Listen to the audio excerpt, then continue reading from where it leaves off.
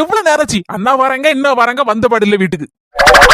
என்ன சின்ன பொண்ணு போன நேரம் காணுமா ஒரு காப்பி குடிக்கிறதுக்காண்டி வெயிட் பண்ணிட்டு இருக்கேன். எப்போ வருவேன் எப்போ வருவேன் போன் போட்டா அங்க நிக்க இங்க நிக்க இப்ப வரேன் அப்ப வரேன்ட்டு கிடக்க. இல்ல என் மக்கா ஒரு இடத்துக்கு போறோம்னா அதெல்லாம் 2-3 பொருளை வாங்க வேண்டியிருந்து அத முன்ன பின்ன ஆயிட்டு. இருங்க காப்பி தானே வேணும் கொண்டாரேன். அம்மா எப்படி கோவப்பட்டு போற பத்தியம்மா ஒரு காப்பி தானே நான் கேட்டேன். கால கொடுமடா சாமி என்னத்தெல்லாம் தான் ஸ்டேட்டஸ்ல வைக்கணும்னு கொஞ்சம் கூட விவசாயம் இல்லாம போச்சு. இங்க இந்தாங்க காஃபி. என்னங்க ஸ்டேட்டஸ பார்த்து என்ன கெக்கப்புன்னு சிரிச்சிட்டு கிடக்கிய?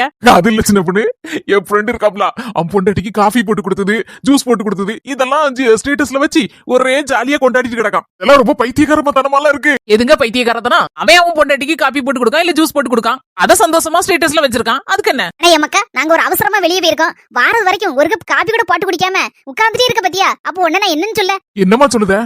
உனக்கு ஒரு கப் காப்பி போட தெரிஞ்சாலும் வேனுக்குன்னு உன் பொண்டாட்டி வரட்டும் அவ வந்து செய்து தரட்டும் அப்படின்னு உட்கார்ந்துட்டு இருக்க பத்தியா? அவளும் வேலைக்கு போறா 4 இடத்துக்கு போக வேண்டிய இருக்கு. முன்ன பின்ன அவதான் செய்யும். அத கூட புரிஞ்சுக்கிடாம இப்படி வந்த உடனே எடுத்த உடனே கோவப்படுத பத்தியா? அம்மா பின்ன என்னங்க அவன் ஸ்டேட்டஸ் வச்சு சந்தோஷப்படுதான் அது பெருமைப்படணும். பழைய காலம் மாதிரி இல்ல மக்கா.